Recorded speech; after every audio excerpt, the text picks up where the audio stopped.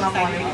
আপনারা সকলে ভালো আছেন? আগামী জাতীয় সংসদ নির্বাচনকে সামনে রেখে চট্টগ্রাম ৫ সংসদীয় আসনের হাটহাজারী পৌরসভার ৩টি স্থানে জনসমাবেশ করার লক্ষ্যে হাটহাজারীতে বিএনপির নারী নেত্রী ব্যারিস্টার শাকিলা ফারজানা ও পৌরসভা বিএনপি এবং সহযোগী সংগঠনের মূল প্রতিনিধিদের নিয়ে প্রস্তুতি সভা অনুষ্ঠিত হয়েছে।